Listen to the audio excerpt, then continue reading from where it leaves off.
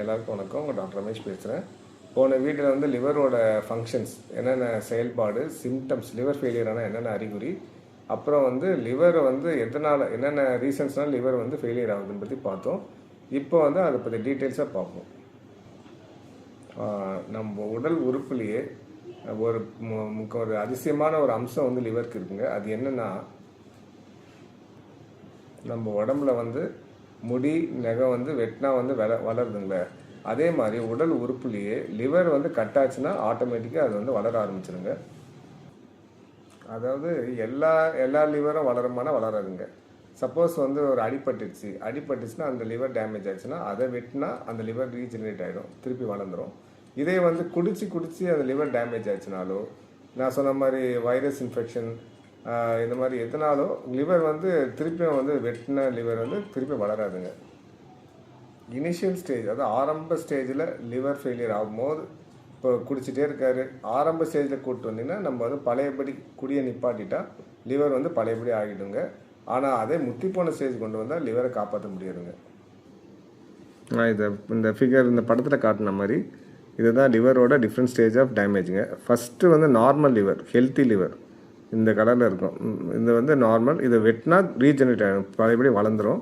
இந்த செகண்ட் ஸ்டேஜில் இருக்கிறது ஃபேட்டி லிவர். இந்த ஃபேட்டி லிவர் தான் நான் சொன்ன அன்கண்ட்ரோல் டயபெட்டிஸ், ஒபிசிட்டி, அவங்க வந்து இந்த லிவரில் வந்து ஃபேட் டெபாசிட் ஆகிட்டே இருக்கும், அது ஃபேட்டி லிவர் சொல்லுவோம். இதுவும் வந்து பழையபடி வெட்டினா வளர்கிறது சிரமம் தாங்க. ஃபைப்ரோசிஸ்னால் லிவர் வந்து சுருங்கி போகிறது, அதுவும் வளர்கிறது கஷ்டங்க.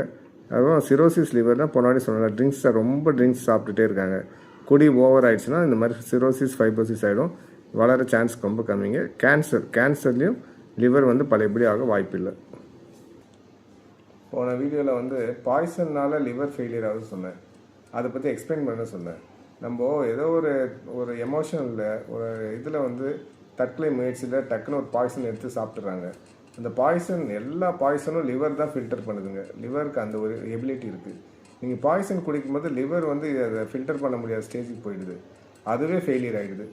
அந்த மாதிரி நம்ம ஒரு நல்ல ஆரோக்கியமான லிவரை ஒரு அவசர புத்தினால் கெடுத்துக்காமல் இருக்கிறது முக்கியங்க.